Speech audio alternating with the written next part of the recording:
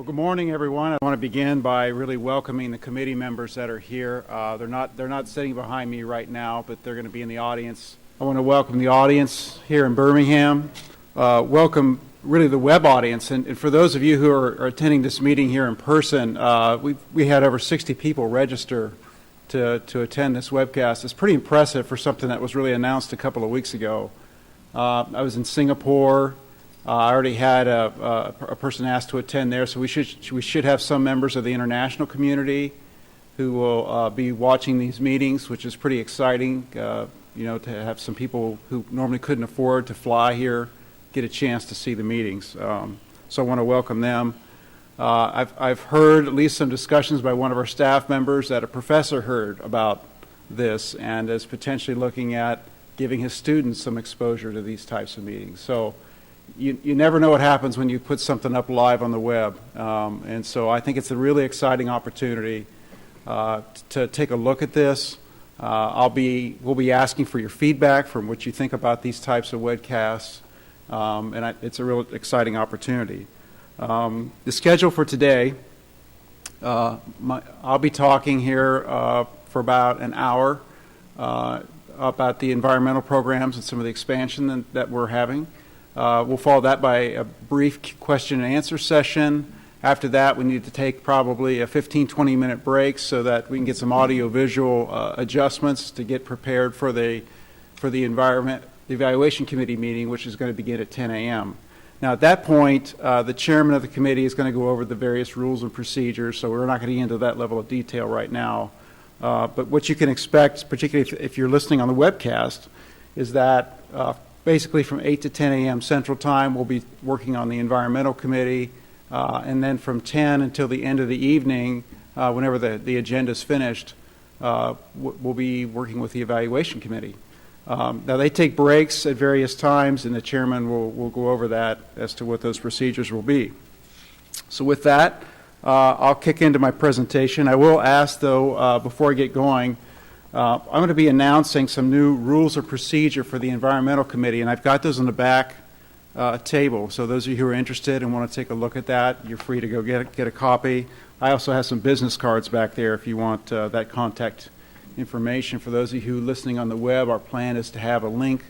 If you go to the ICC-ES website and click on the SAVE program, we'll have these rules of procedure placed there as well on the web. Okay, so that deals with the administrative procedure. If we could bring up the presentation, thank you. This will be about a 1 hour presentation followed by some questions and answers.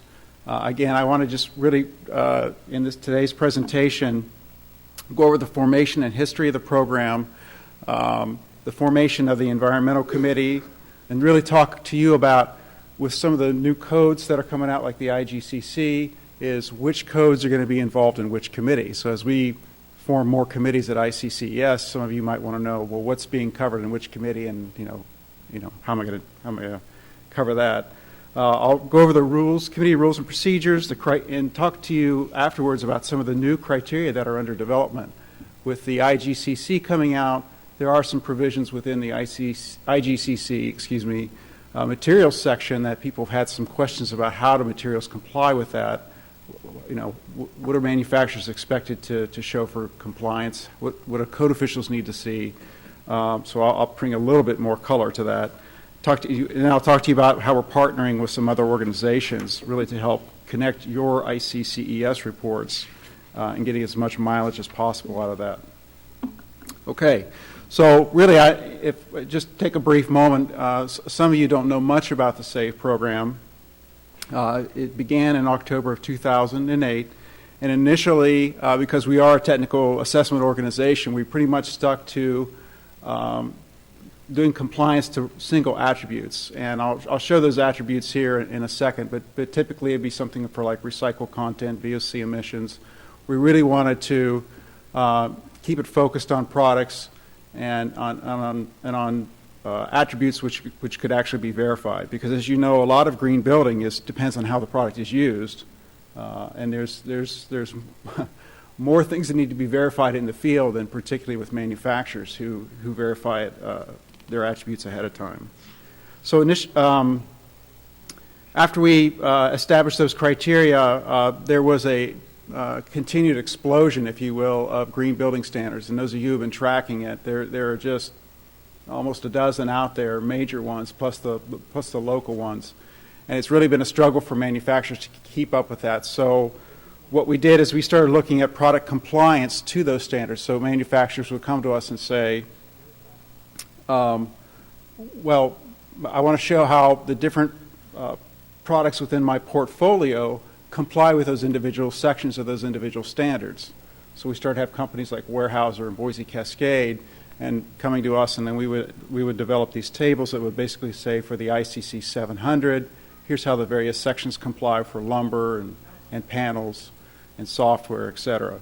So anyway, one of the findings that we had while writing these reports was that the codes and standards related to life safety are reasonably definitive. And for those of you who've been around the codes for a long time, we do argue the technical merits of the finer details of the codes, but it's fairly well understood, whereas in the green world, things are often a little bit less developed. So we really have found that we had to work with report holders to help them navigate the substantiation of their claims for some of the properties or attributes. I want to give you just a brief introduction to the staff that are involved in our organization. Here in the audience we have Steve Thorsell. Steve, you could raise your hand. Steve's an architect by training. He's our program coordinator and directs all of our technical efforts. He's got a big load on his shoulders. Many of you who've gotten reports with us have communicated directly with Steve. We also have Dave Grimaldo, who's an engineer by training. Many of you have dealt with Dave in the past as he's gone around promoting the various attributes. He's been very active in working with these reports. We also have Peter Kolsick, who's just recently joined us. Peter's a former building inspector, and he edits publications and develops training programs for ICC related to green building and building codes in general. And then I always like to acknowledge our staff because they do so much work in the background. Many of you deal with them on a day-to-day basis, and that's Teresa Cookingham on our Chicago office and Maria Reyes in our Whittier office. You know, it would be tempting for me at this point to dive into the details of our program and really start talking about all these various sustainability attributes, but I do need to paint a picture for you before I get going, and that's that sustainability is built upon the building block of life safety. And if you think about the organizational mission of ICC, our parent corporation, it really is about building safety. It's about the safety of the occupants. And so we can't talk about sustainability without the assumption that that building has been safe. And that's an important factor, because as we look at with some of the discussions, at least that I've been privy to out in the international community, where they don't have building codes, and they're looking at perhaps adopting a green code, the debate is out there saying, well, if it's green, it must be safe, right? And that may not always be true. And so there's a lot of passionate discussions about that. And one of the discussions, for example, in the IGCC is about straw bale construction. It's green, but is it safe? And so there's going to be a lot of discussion about that. I just want you to know that, at least from the way we're designing this program, it's built upon safety. And the way that we would actually demonstrate that would be through the codes. So if I were to lump the 14 existing codes that we have within the ICC portfolio under safety, and show that the IGCC, which references those other 14 codes, sits on top of that we really are adding sustainability requirements to the existing codes. And it would make sense then within the ICC-ES program that our reports would do the same thing. So many of you have on the bottom either an ESR report or a PMG, that's the plumbing, mechanical, and gas report, that too showing compliance to the requirements of those 14 codes. Well, what we've done with our ICC-ES SAFE program is we're letting those report holders really add sustainability to their portfolio. So it would be a natural progression, as you can imagine, that if you have an ESR report or a PMG report, and then the IGCC brings in some additional requirements, that you would want to add that to your report to show compliance to that additional code, or other green building rating systems as well. And really, as we talked with code officials, or at least our board of advisors, that's really been the message that they've sent back to us, is that, you know, when they look at the ICC-ES brand, they want to see a report that shows that that product complies with all sections of the code, that it's a one-stop shop, that when they look at that and look at the report, that this has been a complete evaluation across the board. So we wanted to, you know, it makes sense that we would offer that service so that manufacturers could do that. So we'd like to think in this program that we're adding value to the existing report holders, and also for those who haven't joined us yet. And again, my apologies to the people in the audience who are intimately familiar with this process and this program because you're here. But for those that are out on the webcast, for those that are in the international community who may not know a little bit about our services, I want to offer a brief explanation. We are a product evaluation service, a conformity assessment organization that looks at evaluating building products, components, methods, and materials for compliance in North American codes. We are a nonprofit subsidiary of the International Codes Council. We have an 80-year history. A lot of people don't understand, particularly when we get outside of the United States, that really the compliance really rests with the code official, and that's the code official makes that final determination, and the authority having jurisdiction. And the beauty of our program is that the brand recognition of ICC-ES reaches such a large contingent of code officials that it's much easier for product manufacturers to show compliance out in those jurisdictions. So what we do is we basically study the rules. I'll show you a list of 10 green building rating systems that we show compliance to. We study those rules. We write evaluation criteria, environmental criteria, to show how products can comply specifically with those standards. And we go through a verification process, which looks at product testing, any quality control documentation, inspection of the manufacturing process, and successful evaluation and a verification results in a report. So really, it's just a great opportunity for those organizations to get the independent evaluation. Now, typically, the application for the VAR report, whereas it's pretty heavily involved with testing and quality control inspection with a typical ESR report, we found that that's been a little bit, there's been less requirements, not less rigor, but less requirements just because of the simplicity of the evaluation to get an environmental report. So for the status of the current program, these are the 9 environmental attributes that we have criteria for: recycled content, bio-based, solar reflectance, and thermal emittance. One for regional materials, is it within 500 miles? There's 3 VOC emission reports. One's for adhesive and sealants, one's for paints and coatings, one's for floor covering products, formaldehyde content, certified wood.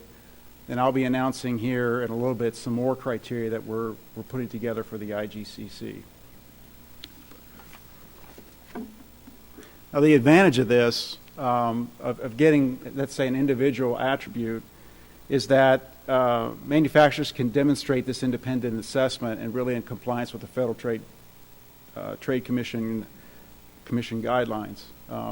There has been more pressure, particularly in the advertising arena, for manufacturers to be able to quantify their claims. And so it's not enough just to say you have that recycled content, but do you have that recycled content in accordance with what standard and who is the independent party who took a look at that.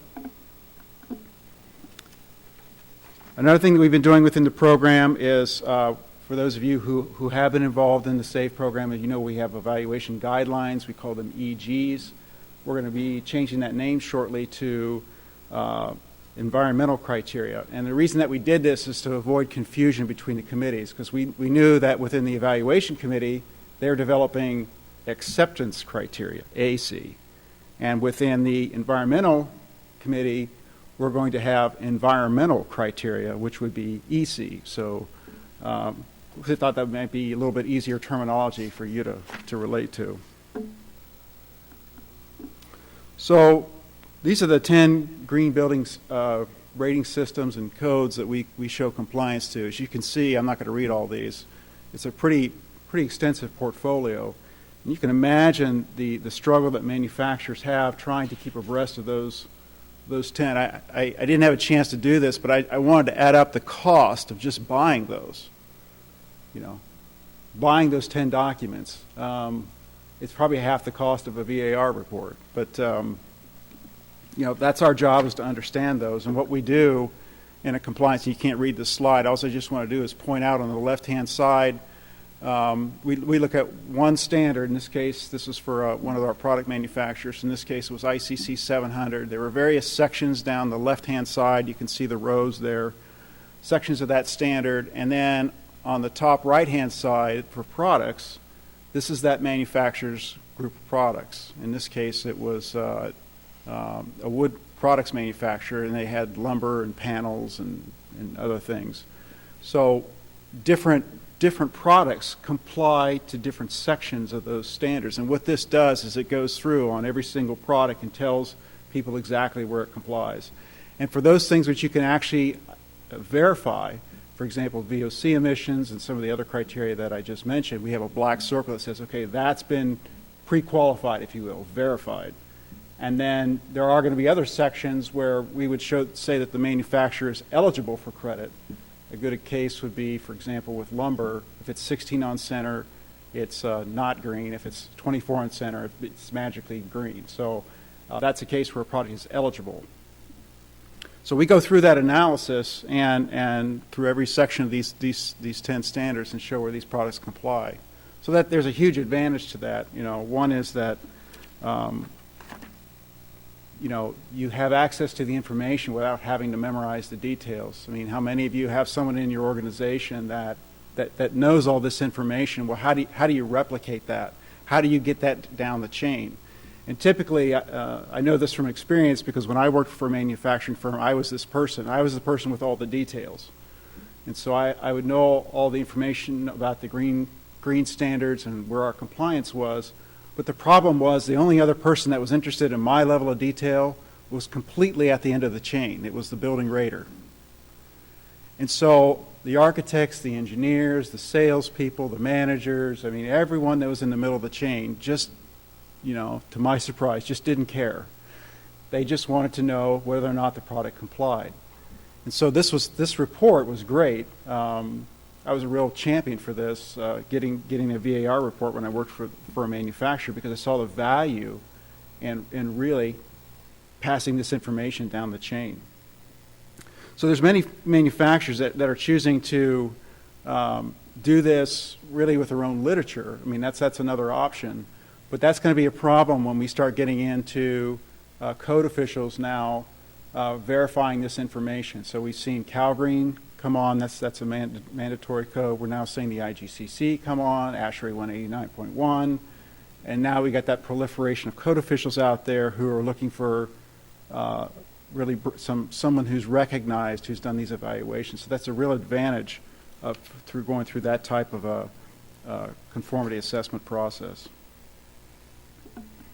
Okay. One of the things that as you're recognizing and as we're experimenting with some different forums, you're seeing us doing a webcast. You see that was kind of web-based. Another thing that we've done is we've gone to a new online application process. Now, most of us aren't real excited about applications, but I just want to keep coming back to just the flavor of what we're doing. I mean, how many of you, when you pick up something, want to get it done that day? That's me. So if I want to do an application and a submission, I want to get it done, and then the next day I want to start working on the technical evaluation. So we try to come up with a simple and fast method to apply for a report and pay for the application fee. So what we did is we came up with the online application where basically you go in, you can't really read this, but there's various, those 10 standards that I just showed you. You would basically state which ones that you want to apply for.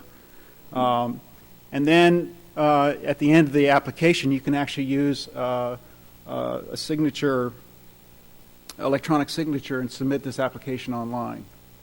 So we changed, for those of you who got involved in these applications, we used to have something called a legal contact.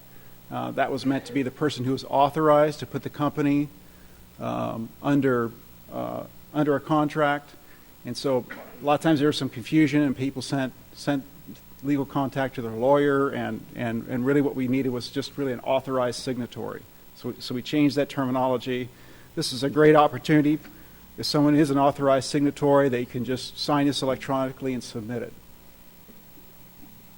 So fast, simple.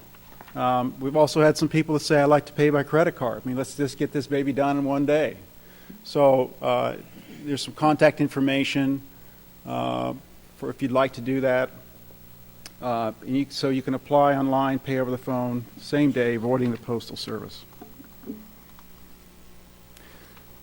And for those of you who aren't familiar with what happens internally after that application is processed, putting in the application and fees really just gives us a chance to open up the file.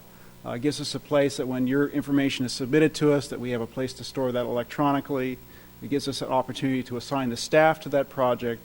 And so the technical assessment doesn't really begin until we receive the supporting technical data. So again, get that application and fee in, but then come right back around and get that data to us as quickly as possible to shorten that time. So what we try and do is, at least within our program, as well as others, is put together checklists for you to make it a little bit simpler to understand what it is we're expecting, and so that when it comes to us, it can go quicker. So those applicants with the proper supporting data really have the fastest turnaround. Okay, so let's get into really the meat of the discussion. We're going to be forming a new environmental committee, and that basically means that the process that you're seeing right here, starting at 10 o'clock today, will be replicated for the environmental program. And that means that we're going to have to put out applications for new committee members. That means we're going to have agenda items, we're going to have environmental criteria, and so forth. So I'll talk a little bit today here about the committee makeup, what interest categories are going to be involved, which codes fall under the committee, and what are the rules and the procedures for the committee. And it's going to provide a forum for manufacturers to obtain acceptance across a broad number of green building codes and standards. And that's an important forum because we can facilitate technical discussions and decisions across a broad range of stakeholders in a short period of time compared to other standard development organizations.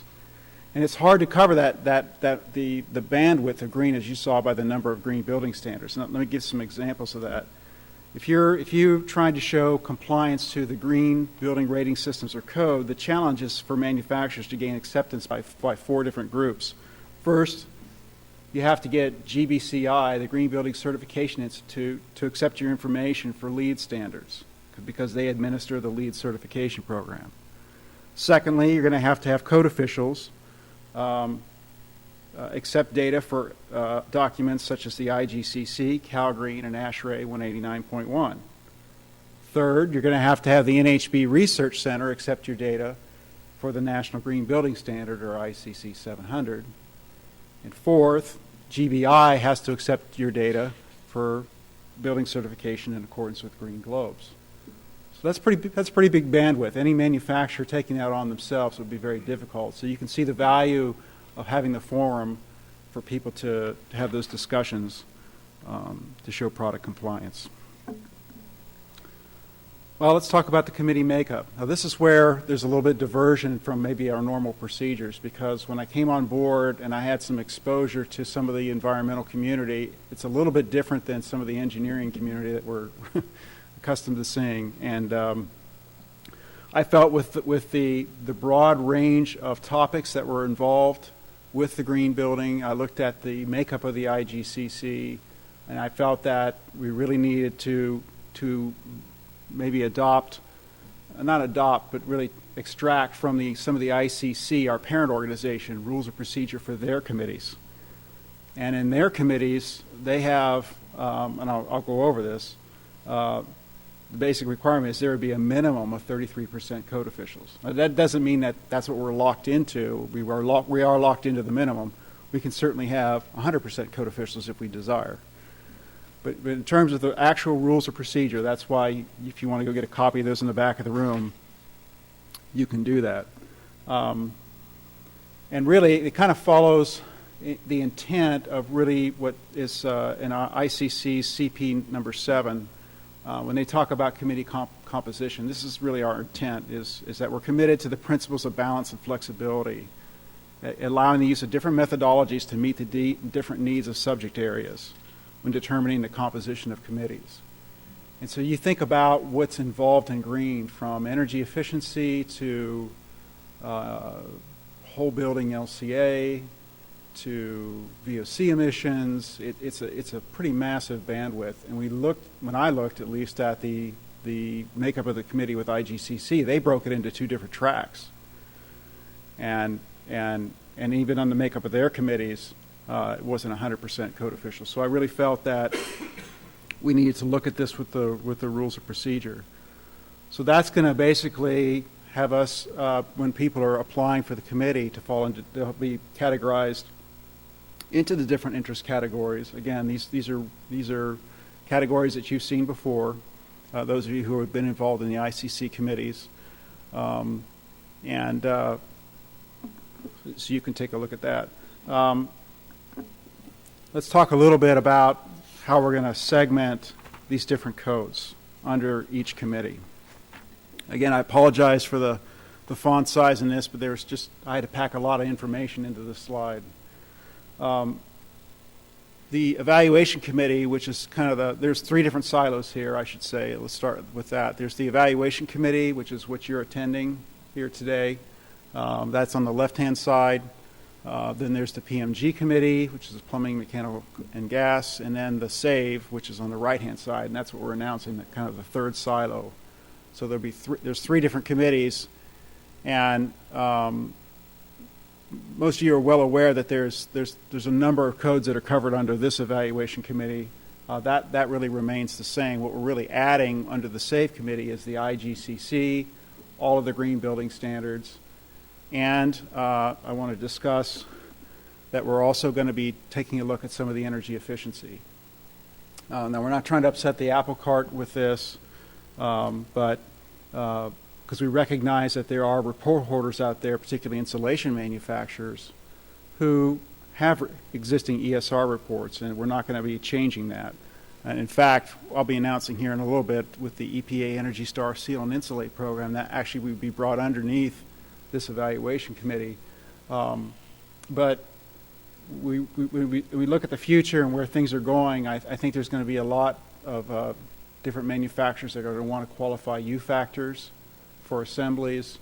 There are a lot of unique methods of green construction where people want to make energy efficiency claims. There are new building science measurements that are coming out where people may want to add that to the report. So we really want to facilitate that discussion. I'm keeping that as sort of a general discussion, and so maybe I'll bring a little bit more color to it. So the evaluation committee will continue to address compliance of individual building components related to energy efficiency. And if you think about that, an insulation component might have properties evaluated such as physical properties, thermal resistance, sound transmission, surface burning characteristics, fire blocking, fire resistance rated construction. But the environmental committee will address compliance of energy efficient assemblies and evaluate newer test methods for assembly testings of walls and floor ceilings, particularly with respect to green buildings. So the anticipation is there's a tremendous amount of research that is going on right now in energy efficiency. And as we're aware, where there's research, there's new ideas, there's new products, there's new ways of looking at things. And so this is just a proactive way of saying, we know that discussion is going to come to us, so let's be prepared for it. Let's make room for it. So there's not a lot of specifics with that. It's more of a direction that we're heading, and we have a proponent that's come to us already with some ideas. So look for some additional criteria here in the future. So an example of some assemblies there's U-factor calculations for entry into ResCheck and ComCheck software, perhaps other building science attributes associated with green construction. Okay, with the new committee, there's new rules and procedures. And so I'll talk to you a little bit here about how environmental committee meetings will be conducted. But I do want to preface this that the Evaluation Committee and PMG Listing Committee will continue to use their existing rules.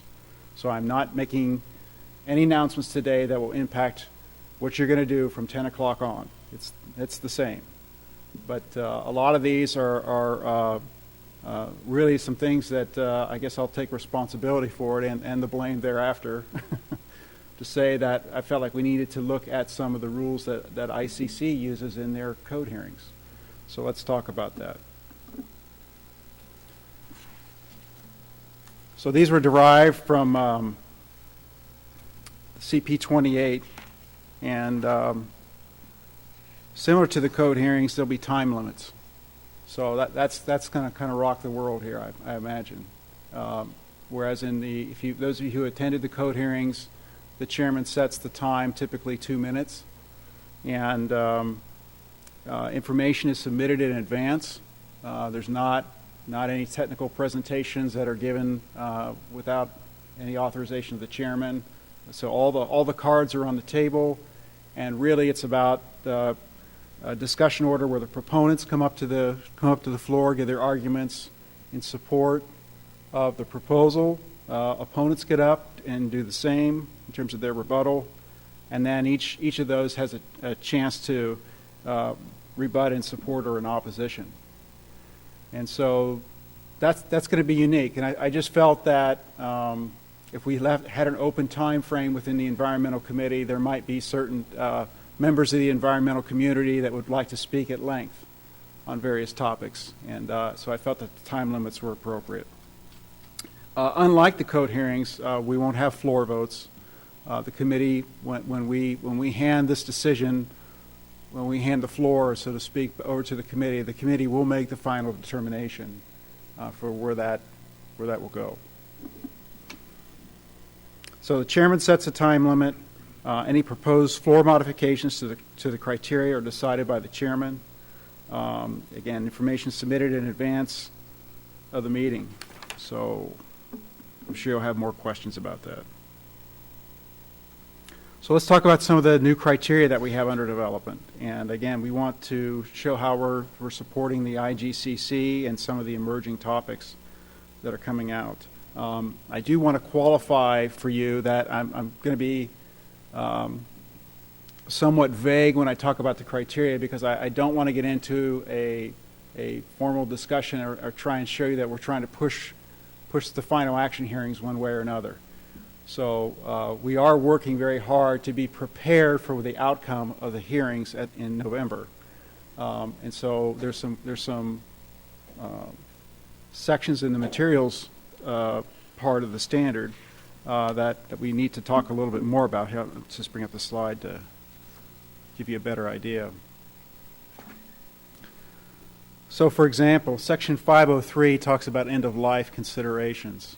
And there are a number of code change proposals that came up that had to do with the goal to reduce waste to the landfill. For example, GG 416 adds closed-loop manufacture take programs. There's also a lot of debate about the 30% recovery rate that's under discussion. There was some discussion about used materials. If the code says you can have used materials, well, what does that mean? Does it have to be 100% used? Can you have a partial used content? How do you roll that together? So there are very specific definitions for pre-consumer and post-consumer recycled content. Those are understood. What's not understood is all the information that goes with take-back programs, used materials, point sourcing. It can get rather complicated. So our intent is to bring some clarification to that process with whatever the outcome is from the hearing. And I have to stop there because there's a lot of different viewpoints on that as to what people's preferences are. Secondly, the regional materials. You would think that would be pretty straightforward, but there is a lot of differences between, not a lot of differences, but there's pretty important differences in the use of the word and or between the LEED standard and, say, ASHRAE 189.1, where you talk about is the manufacturing facility located within 500 miles, and is the sourcing of the materials for that manufacturing within that same radius. Some standards say and, some standards say or. So we're trying to bring some specific clarity to that, bring a forum for people to have that discussion. And also, when you get into recycled content, and you talk about take-back programs, or what is the source of the recycling? So that's also another issue that's being raised. So that's a little bit of detail there, but you can see some of the challenges as we go to implement the code. Secondly, building service life plan in section 505. This is basically, and the intent here is to have sort of a life cycle costing of buildings, so that you would look at the maintenance and the materials over the life of the building and really choose the best make the best choice based on an environmental impact, so that they would basically declare that a building needs to have, let's say, for example, a 60-year service life, and then the materials that go into the building should have an appropriate service life. So that's great, but there are definitions now in GG 64 for defining service life and design life, but then you get into a lot of questions as to what do material manufacturers have to supply? Do I have to supply what my design life is of my product? Is that a warranty? Yes or no? And so we're trying to say, is there a simple way for our existing report holders to add that function to their reports, so they could say, talk about the service life of their product? That would give some information to architects who are trying to show compliance to this part of the standard.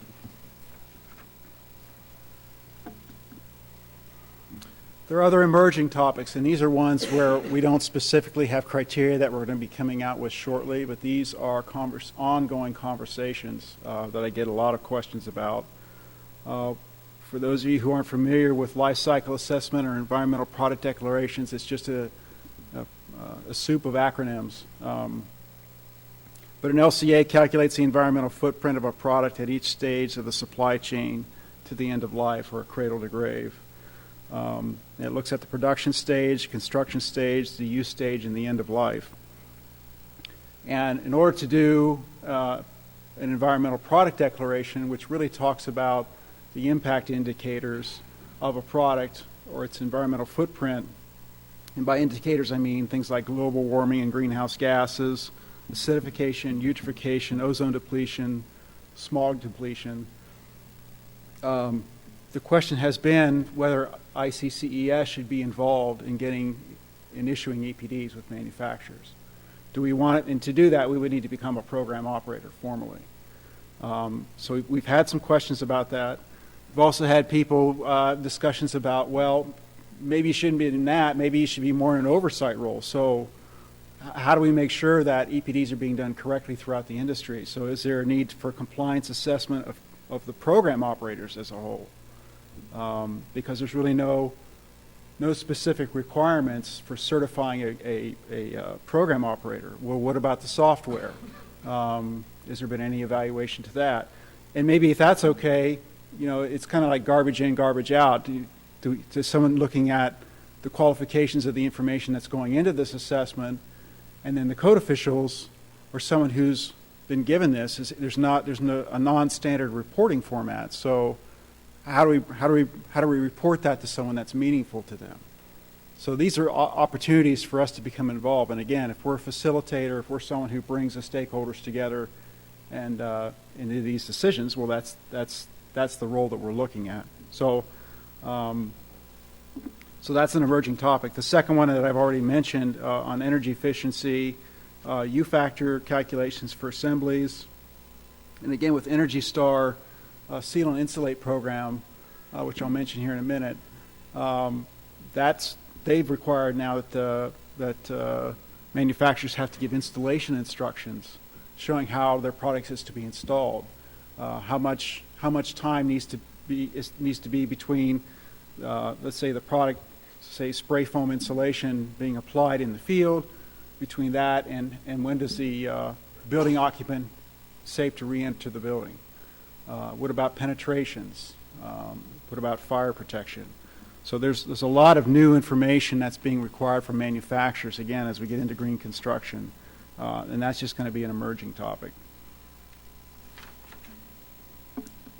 Okay, so where do we go from here? In November, we'll be putting out a call for committee applications. We would like to have done that sooner rather than later, but we wanted to follow the normal rules of procedure and the way that we do things for code officials within ICC, so look for that call for applications in ICC, e-news, and so forth. In December, we'll be selecting those committee members, and then once that's done, we'll be posting these criteria that I've been talking about for review, and also some of our existing criteria. We'll look for comments from people. And then watch for announcements on the date of our first meeting. And again, because this is such a tight time frame, I think you're just going to have to watch and see what happens. The intent, excuse me, is that we would meet either in conjunction with these evaluation committee meetings, or we would hold the meetings virtually on the web. And that's to be determined. Again, those announcements will tell you that. The kickoff meeting at this committee, at the Environmental Committee, will likely be a mix of ICC-ES staff presentations, discussing procedural issues and strategic program direction, followed by committee deliberations. Okay. So let's talk about I've talked a little bit about what you might do for us in terms of bringing your ideas forward to us and how we would talk about things at the committee meetings. But I certainly think that we're obligated as an organization to do something for you. And really what I've been trying to do is work very actively. I began in May of this year with this organization, but I've been working very actively to try and promote those ideas which connect your reports to as many other organizations as possible. So I like to think of it something like Google, where you go into Google, you click on what you're interested in, that leads you to something else, and you just keep clicking until you get to where you want to go. Or the highway that you drive down, you don't think much about the highway, but it gets you to the destination that you want to go to, and that highway is critical to you every day on your commute. So one of the things that we just had an announcement last week, at least we had notification from Energy Star. Steve can, when he comes up to answer questions with me later, can give further details on this. But we did submit an application to Energy Star under their Seal and Insulate program to become a certification body for that. And so what that would mean is that manufacturers who can qualify for that program would come to us. Instead of sending the data to Energy Star, they would send the data to us. We would do the technical assessment. We would give back to them the results of that assessment. They would take that paper then and submit that to Energy Star in conjunction with their partnership agreement. And so the idea there is that Energy Star is using independent certification bodies instead of themselves to review technical data.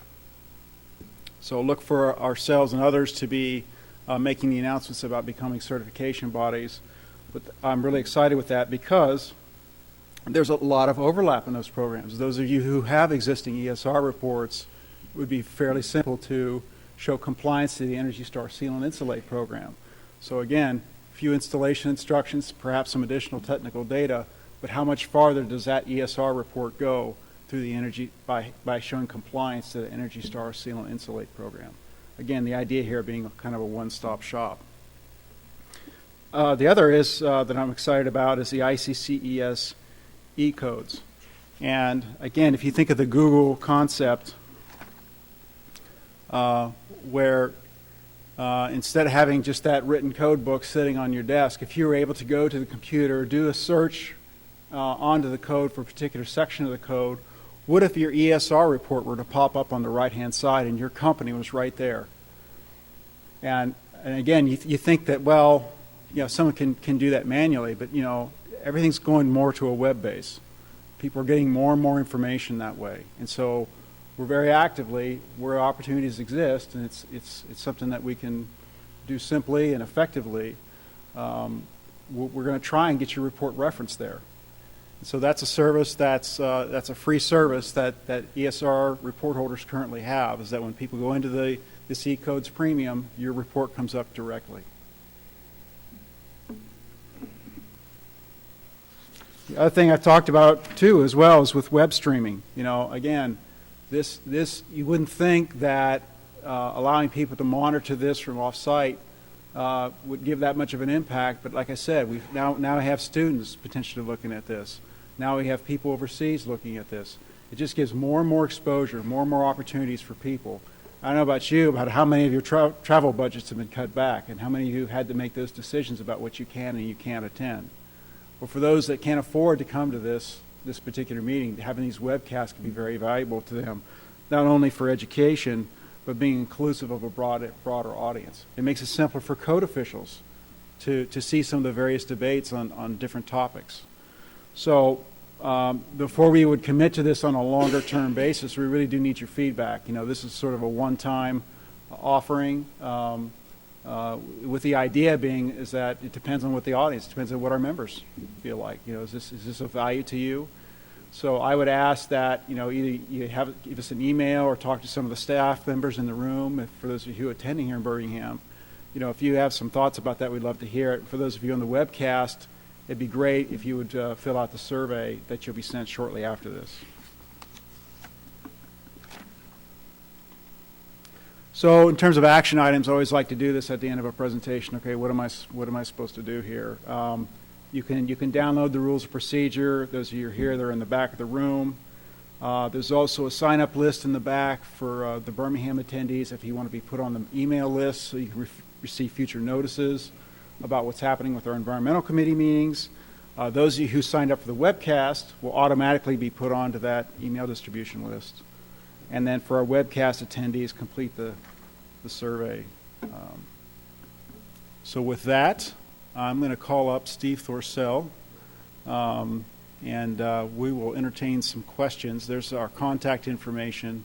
And for those of you who have a basic sales inquiry, you can contact Mike Temesbury in our Whittier office. Thank you. So, questions? It was so clear. Okay, do you mind coming up for the webcast people? I'm sorry. I know. Come on, Lorraine. It's like being at the hearing. Just like the hearings, huh? You need the short mic. Yeah.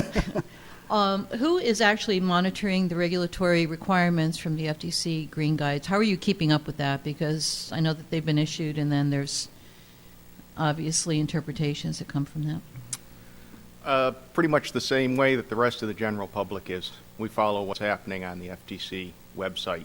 So, participated last year in was it last year? I guess it was, when they had the 3-day public comment period. So, read what came out of that, and it's like everything else with the FTC, it's kind of sitting and waiting in limbo for them to make decisions. So, that's how we stay on top of it, the same way most others do.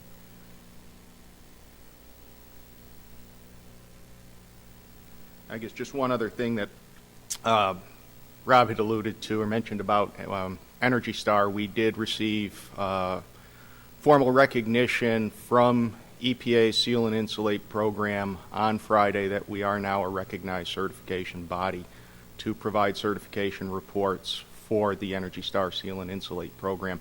And what that means for insulation manufacturers who are in the residential market who want to become partners or maintain their partnership agreement with EPA Seal and Insulate program. We can be the certification body for that.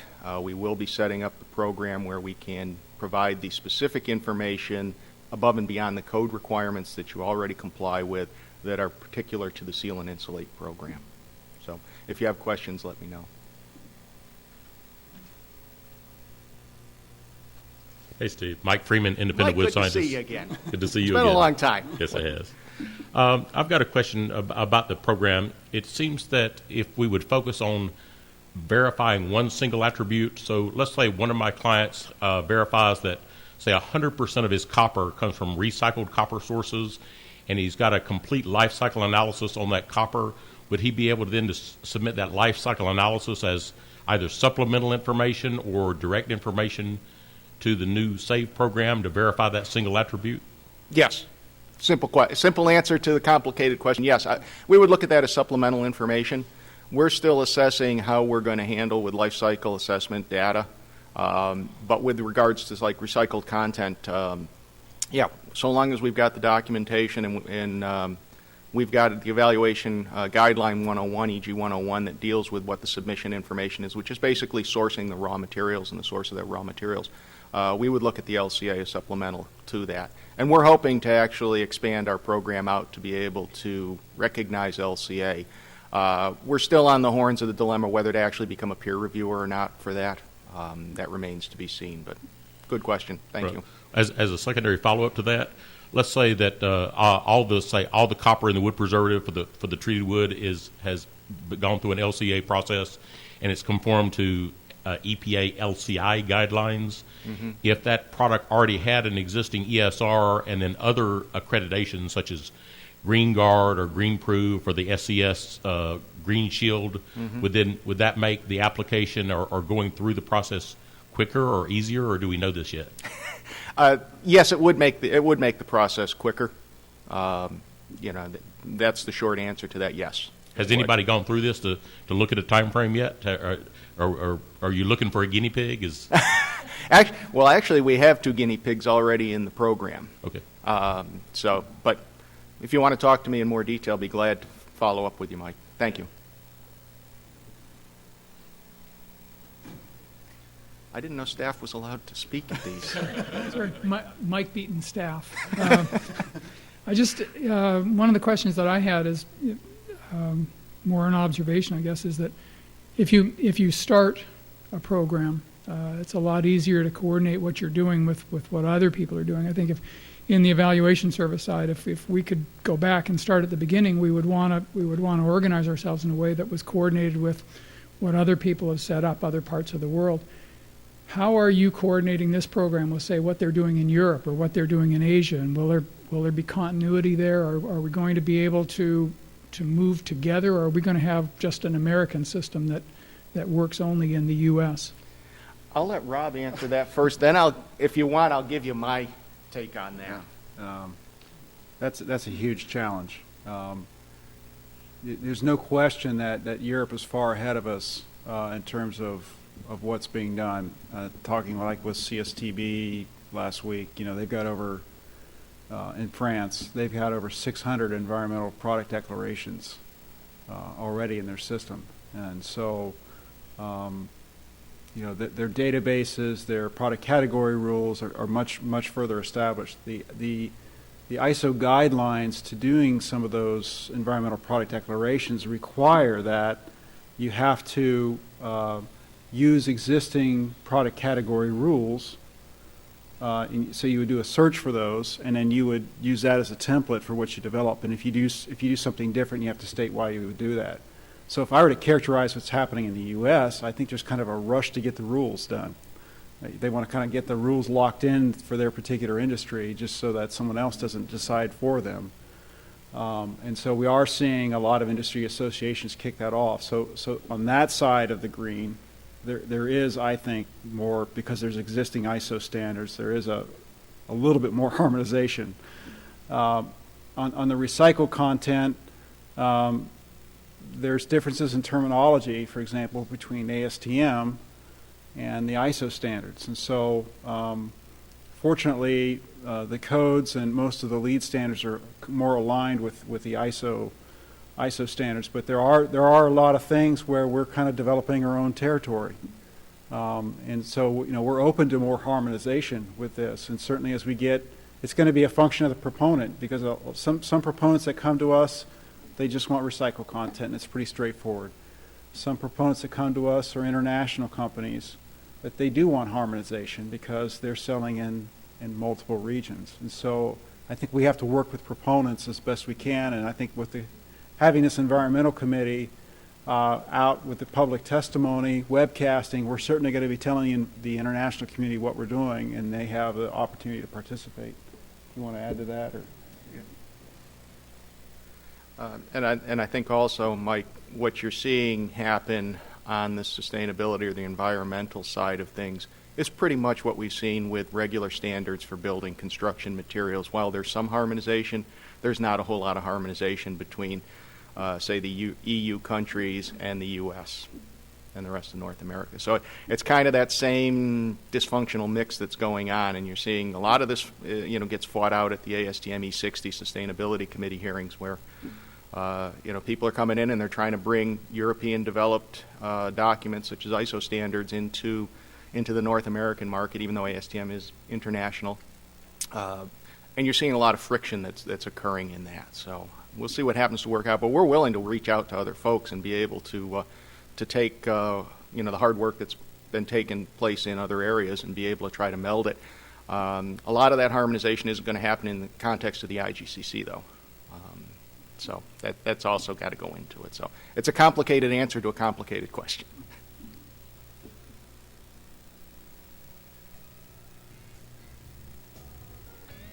Okay. So with that, both Steve and I will be available throughout the day. I appreciate you taking the time to listen to the presentation. You have our contact information there up on the screen. Please contact us, and we'd love to work with individual companies.